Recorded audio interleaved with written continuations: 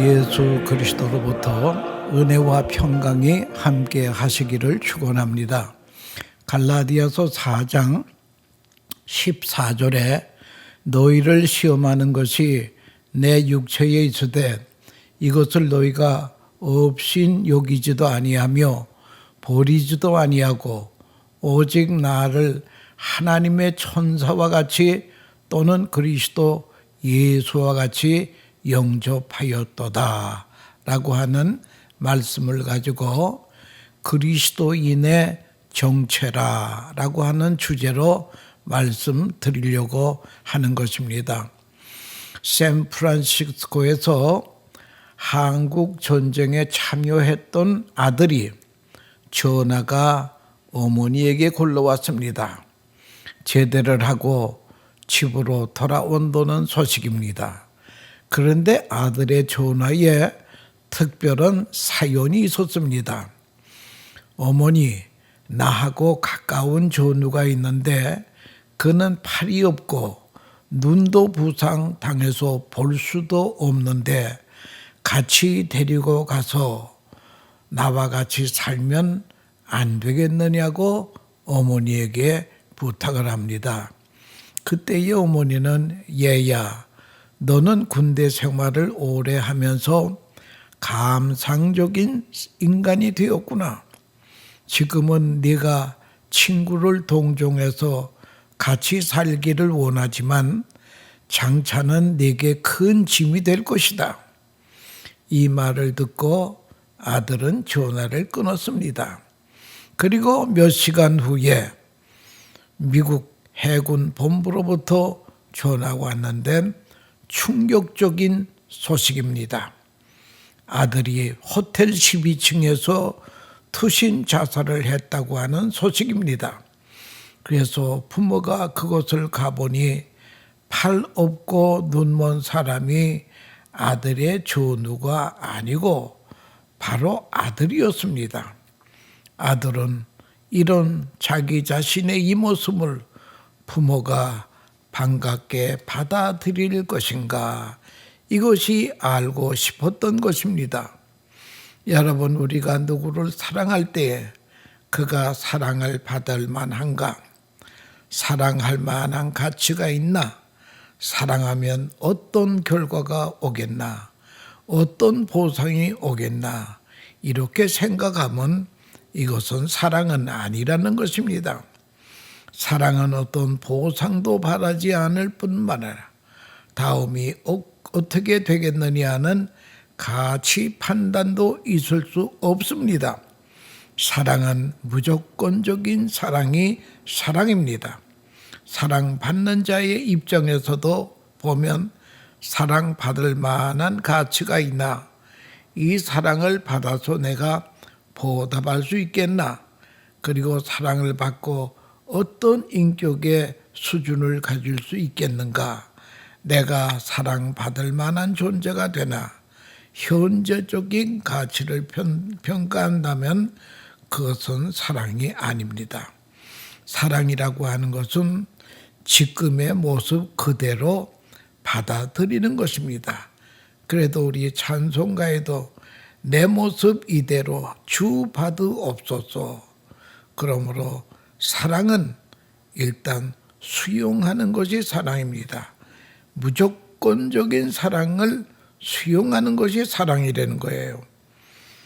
그 생각이 나하고 같군요. 저도 그렇게 생각합니다. 이렇게 사람은 좀 수용성이 있어야 됩니다. 이것이 사랑입니다. 아까 말씀드린 데도 아들의 전화를 받고 어머니가 네 귀한 생각이 나하고 같구나. 어서 데려오렴. 이렇게 했으면 아들이 살게 되었다고 하는 것입니다.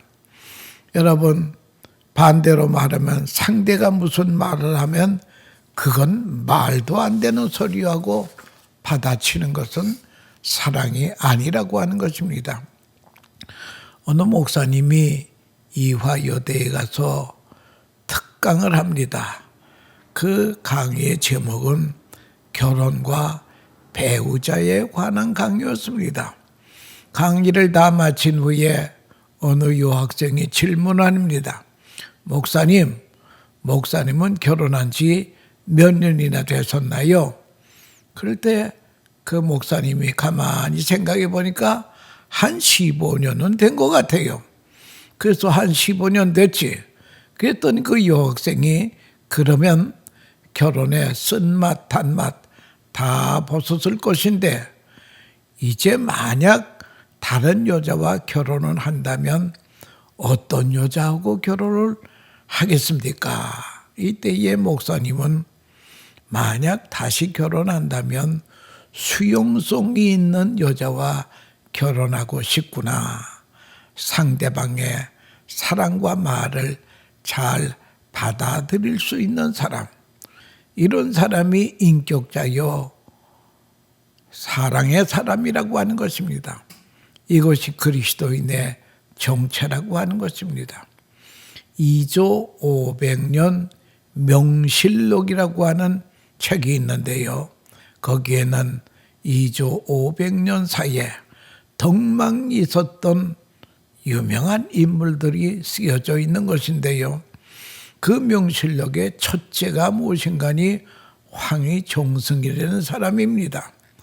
그분의 일화 중에 그가 하루는 대궐에서 일을 마치고 집으로 어제 돌아갑니다. 옛날 그 큰 부잣집 대문은 열 때 찌꿍 하고 소리가 납니다. 대감이 대문을 여는 찌꿍 소리가 하면서 들어섰습니다. 그랬더니 여종 둘이 열심히 입씨름을 하고 싸움을 합니다. 그래서 대감님이 너희들 왜 그러느냐 그랬더니 한 종이 하는 말이 대감님 얘가요 이렇고 이런 사람입니다 하고 얘기를 하니까 그 대감이 그래 네 말이 옳도다. 그러니까 상대방의 여종이 아니에요 대감님 사실은 얘가요 이렇고 이렇습니다. 그랬더니 또 대감님이 네 말도 옳도다. 그러니까 그 옆에 있던 생질이 대감님 둘 다 옳다 그러면 어떻게 합니까? 하나가 옳다 그래야죠. 그랬더니 네 말도 옳도다. 여러분 이 황희종승과 같은 사람은 이 수용성이 있는 인격자라는 거예요. 옛날 한국의 고 한경직 목사님 영락교회 초대 목사님이 올시다. 그 못된 장로가 12가지 죄목을 가지고 따지려고 한 목사님을 찾아왔습니다. 한 목사 이거 좀 봐 하면서 12가지 죄목을 한 목사님께 내놓았습니다. 그것을 한 목사님이 잘 읽으신 다음에 장로님 저를 몰라서 그렇지요. 제가 이거보다 더한 목사 올시다. 여러분 이렇게 되니까 싸움이 되겠습니까?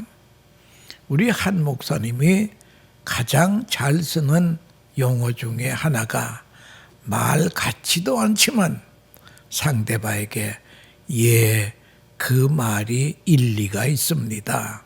이런 말을 자주 하셨다고 하는 것입니다. 그래서 한 목사님은 덕망이 높으신 귀한 어른이었다고 하는 것입니다. 상대방의 말을 받아치지 않는 것이 그게 사랑이 되는 거예요. 사랑에는 이성적인 사랑이 있습니다.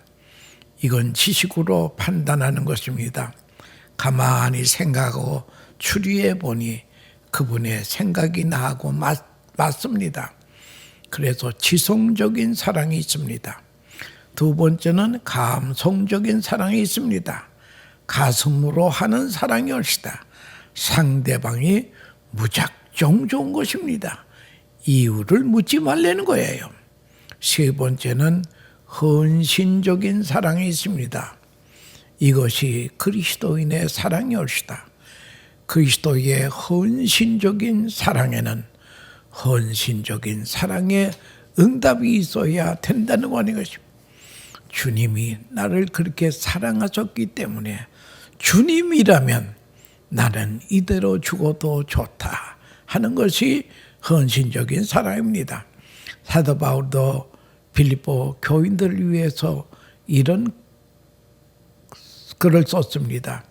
빌립보서 2장 17절에 만일 너희의 믿음의 재물과 봉사 위에 내가 나를 관제로 드릴지라도 나는 기뻐하고 너희 무리와 함께 기뻐하리니, 이 말은 너희를 위하여 희생의 제물이 되어도 나는 기뻐하겠다고 하는 것입니다. 이런 걸 헌신적인 사랑을 토탈 커미트먼트라고 합니다. 전적인 사랑이었다.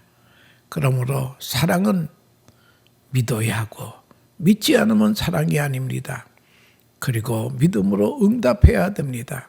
하나님은 우리를 사랑하셨습니다. 유명한 요한복음 3장 16절, 영어 성경에 보면 For God so loved the world, 하나님이 세상을 이처럼 사랑했다. 얼만큼 사랑했느냐, 아들을 십자가에 내어 놓기까지 사랑했다고 하는 것입니다. 이 사랑을 믿는 순간 어떤 반응이 옵니까?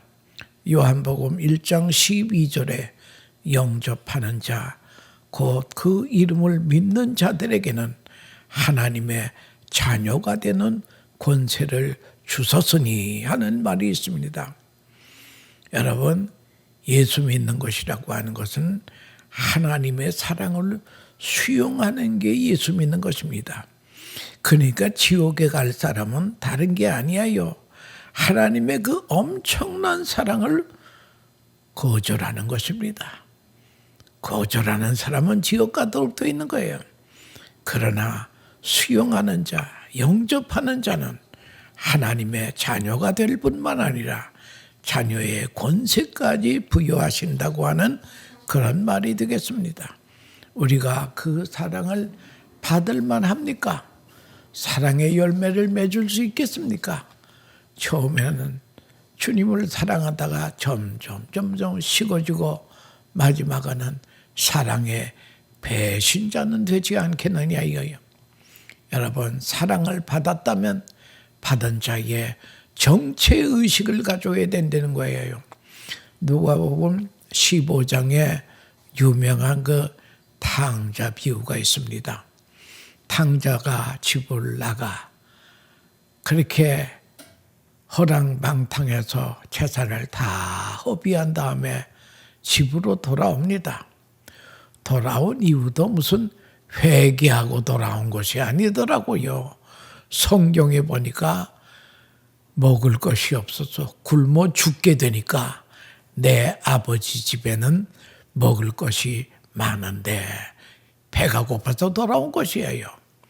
그런데 돌아와 보니 아버지가 아들을 극진한 환대를 해 주십니다. 큰 잔치를 베풀어 주십니다. 만약 이 탕자가 재산 다 허랑방탕 없애고 거지 신세로 돌아왔는데 탕자가 아버지에게 그렇게 대접을 해주니까 아버지 너무 그러지 마세요. 저도 체면이 있지 않습니까? 하고 만류한 게 아니에요. 이 탕자는 형이 시기할 것도 다 알면서도 그저 아버지가 주는 대로 뻔뻔스럽게 잘 받아 먹는 것입니다. 신발을 신겨라 하면 신을 신습니다. 손에 가락지를 끼라 하면 끼는 것입니다. 그러니까 이 탕자가 잘한 거 하나도 없어요. 그러나 가만히 성경을 보면요, 한 가지는 잘했다고요. 그게 무엇인가 하면은 아버지의 사랑을 그대로 수용했다는 것입니다. 여러분, 우리 인간이 만 가지 실수를 하고 죄를 지었다 하더라도 하나님의 사랑을 수용하면 하나님의 자녀가 된다는 거예요. 어느 가정에 아내는 예수를 믿고 남편은 예수를 안 믿습니다. 불신 남편이 있는 가정에 목사님이 신방을 오셨습니다. 그랬더니 그 믿지 않는 남편이 목사님에게 하는 말이 예수 믿는 사람들은 뻔뻔스럽습니다. 밤낮 죄짓고 회개하고 반복하니 그런 뻔뻔스러운 사람들이 어디 있겠습니까? 그럴 때 예수님은 형제여 맞습니다. 예수 믿는 사람은 뻔뻔스러운 것입니다. 당자는 뻔뻔스럽습니다.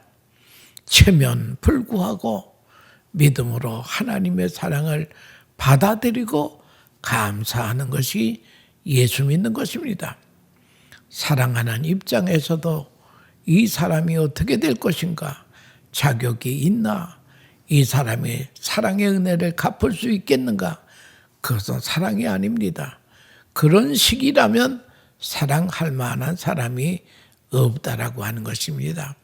사랑할 때는 무조건 사랑해야 됩니다. 자격이나 보상이나 생각하지 말고 사랑해야 하나님의 연락하시는 사랑이 된다는 거예요. 그리고 더 중요한 것은 사랑을 받는 입장입니다. 내가 이 사랑을 받을 만한가? 하나님이 세상을 이처럼 사랑하사 이 거룩한 사랑을 받을 만한가? 내가 그런 수준의 사람인가? 사랑받은 결과는 어떻게 될 것인가? 자문해 봅니다. 여기에 대한 대답이 종교개혁자들이 이구동성으로 하나님의 사랑은 무자격한 내가 받는 사랑을 무슨 자격이 있어서 받는 게 아니라는 거예요. 이것을 불가항력적인 은혜라고 합니다. 다만 사랑하는 자의 마음만 생각하는 것입니다. 당자도 그저 아버지의 마음만 생각하는 것뿐입니다. 아버지의 마음은 내 아들은 죽었다가 살아온 아들이라. 그 사랑을 그대로 당자는 수용합니다. 내가 이 사랑을 받고 사랑굿을 할 것인가? 이런 생각할 것도 없다라고 하는 것입니다. 오늘 본문의 사도 바울에게는 육체에 가신 사탄의 사자가 그분에게 있었다고 하는 것입니다. 그러니까 사도 바울에게도 불치의 병이 있었다는 거예요. 그 가시가 무슨 병인지 성경에는 기록은 없지만요. 성경학자들은 그 병은 당시에 유행하던 간질병이라는 것입니다.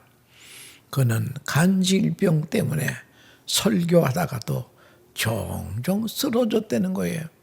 그러면 거품을 흘며 발작을 합니다. 그러니 교인들이 얼마나 놀랬겠어요.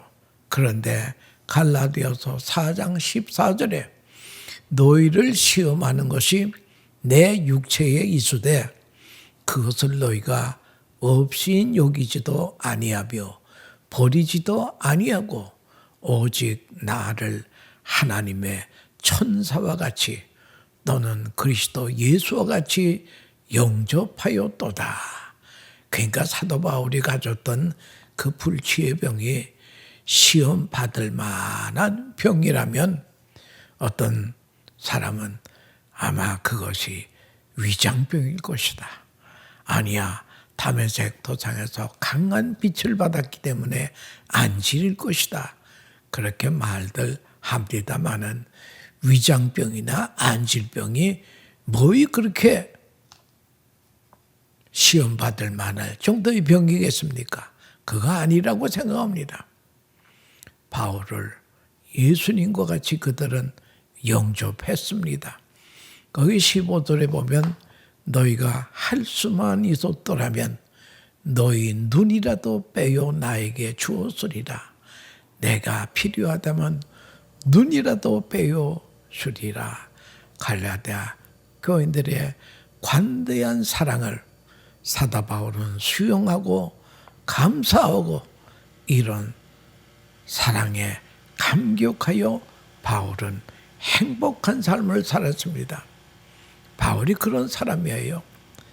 그리스도인의 사랑의 정체는 이제는 내 이웃을 평가할 때에 저렇게 못되게 그러는 저 형제지만 저 형제를 위해서 그리스도께서 위하여 죽은 형제라고 생각하고 믿는 순간 사랑 못할 사람이 없다는 거예요. 여러분, 미워하는 사람이 있습니까? 그 사람이 우리를 위해서 예수님께서 십자가에 죽으셨다고 하는 그것을 생각해야 됩니다. 이것이 기독교 윤리의 기초라고 하는 것을 알아야 될 것입니다. 서울의 어느 교회 교인이 큰 기업을 운영하는데요. 4천억 불을 풀어서 직원들에게 다 나누어 줬다고 하는 것입니다. 그 기사가 신문에 크게 보도가 됐습니다. 주일 예배가 끝나고 나아가는 기업의 사장에게 담임 목사님이 물었습니다. 어떻게 그런 귀한 생각을 했어? 했더니 그 기업의 사장이 딱 한마디로요. 직원들이 고마워서요. 저 사람들은 밤을 새워 일을 합니다. 그 수고가 너무 고마워서 그랬다는 거예요. 여러분, 본문 13절에 육체의 약함으로 복음을 전했다. 사도 바울이 육체가 약함에도 불구하고 복음을 전했다고 하는 그런 것이 아니에요. 사도 바울은 이 사랑의 복음을 전하다가 죽어도 좋다라고 하는 그런 각오로 복음을 전했다는 거예요. 이 복음이란 정말 귀한 것입니다. 복음으로 죽을 사람이 살게 된다는 거 아니겠습니까? 복음이란 헬라 말로 유앙겔리온이라고 하는 것은 최고의 기쁜 소식이라는 거예요. 가령 사형언도를 받고 사형언도 집행장에 나갔습니다. 이제 모든 수속을 마치고 이제 1분 후에는 사형을 집행하게 됩니다. 그런데 1분 전에서 멀리서 말을 타고 오면서 외칩니다. 형 집행 정지. 이것이 사용자에게 복음이 아니겠습니까? 우리가 전하여 들은 복음이 바로 이런 기쁜 소식이에요. 병원에 근무하는 의사들이 제일 말하기가 어려운 말이 환자님, 이제는 제가 할 일은 다 했습니다. 이 말은 당신은 죽게 됐다는 거예요. 그런데 이때에 마지막으로 신약이 개발된 것을 투여해서 기적적으로 살았습니다. 환자에게 당신은 살았습니다. 이것이 바로 복음이라는 거예요. 여러분, 만약 중환자에게 특효약이 머리맡에 놓여 있습니다. 그 환자에게 그 약을 먹여야지요. 약은 약대로 있고 환자는 환자대로 그대로 놔두면요. 그 약을 안 먹이면 간접 살인죄를 진다는 거예요. 그래서 우리가 복음을 부득불 전할 수밖에 없다는 거예요. 그래서 사도 바울은 고린도전서 9장 16절에 내가 복음을 전할지라도 자랑할 것이 없으면 내가 부득불할 일임이라. 만일 복음을 전하지 아니하면 내게 화가 있을 것임이로다. 나는 병이 들어도 복음을 전하지 않으면 안 될 사람이다. 바울은 복음의 빚진 자로서 사랑의 마음이 있으니 이런 고백을 했다라고 하는 것입니다. 여러분, 그 유명한 헬렌 켈러 여사 이야기를 아십니다. 그는 삼중고의 장애인이었습니다. 눈도 보이지 않고 귀도 들리지 않고 말도 할 수 없는 사람입니다. 이런 불행을 딛고 한평생 살았습니다. 그러나 그는 훌륭한 귀중한 일들을 많이 하고 심지어 저술까지 했습니다. 말년에 어떤 기자가 그에게 물었습니다. 이런 육체적 고통과 함께 한평생을 살아왔는데 당신은 하나님을 원망해 본 적은 없습니까? 그럴 때 헬렌 켈러 여사는 빙그레 웃으면서 대답합니다. 제가 하나님께로부터 받은 은혜를 헤아리는 곳으로 만들 시간이 없는데, 그리고 하나님께 대한 감사하는 것으로도 부족한데 어찌 원망할 시간이 있겠습니까? 감사하고 그 은혜를 기뻐하는 것으로도 시간이 부족하다는 거예요.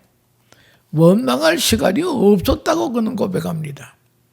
이 사람이 바로 하나님의 사랑을 수용하고 베푸신 은혜를 아는 사람이었으다. 남들은 그를 불행하게 보았는지 모르지만 그는 은혜를 아는 사람입니다. 세상 떠날 때에 그는 이렇게 유언을 합니다. 나의 일생은 참으로 아름다웠습니다 하고 눈을 감았다고 하는 것입니다. 이 어찌 행복한 사람이 아니겠습니까?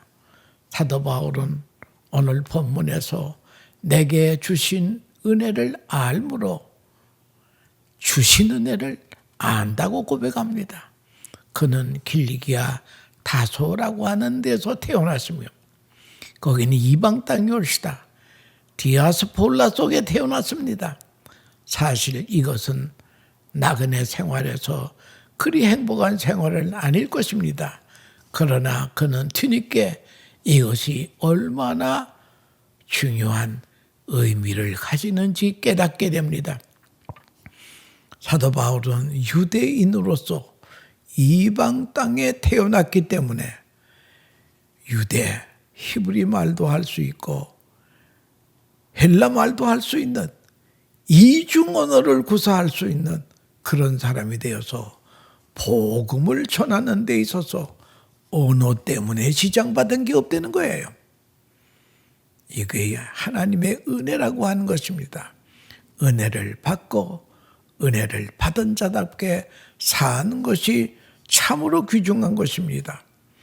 어느 공원 묘지 관리인에게 매주 30불씩 송금하면서 생화를 아들의 묘지에다 갖다 달라고 부탁한 여인이 있었습니다.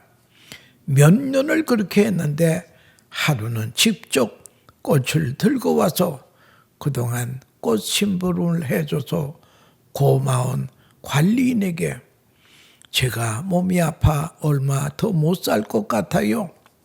오늘 마지막으로 아들 묘지에 제가 꽃을 직접 꽂으라고 가져왔습니다. 이 여인은 몇 년 전 아들이 교통사고로 죽은 아들을 못내 잊지 못하고 있습니다. 이제 그 여인은 죽은 아들을 생각하다가 병이 들어 위독하게 되었습니다. 그때의 묘지 관리인이 죄송합니다. 실은 꽃을 아들 묘에 두지 않았습니다. 관리인은 처음에는 몇 달 동안 아들 묘에 꽃을 갖다 놓았지요. 근데 죽은 이가 알지도 못하고요. 며칠 지나면 그 꽃은 다 썩어버리더라고요. 그래서 언제부터는 보내주신 돈으로 꽃을 사서 근처 병원에 중환자들에게 갖다 주니까 그렇게 즐거워하더라고요. 아주머니도 그렇게 하세요. 몇 달이 지난 후 그 여인이 왔는데 아주 건강한 모습으로 왔습니다. 죽은 아들 말 생각하며 가슴 아프게 지나다가 병이 깊어졌는데 아들 대신 중환자들을 찾아가서 꽃을 전하며 위로하는 중에 그들의 기쁨을 보면서 자기 병이 다 나았다는 거예요. 여러분, 주신 은혜를 아는 사람이 하나님의 사랑을 알 수 있고 이웃을 사랑할 수 있고 주시는 사랑을 수용할 수 있는 것입니다.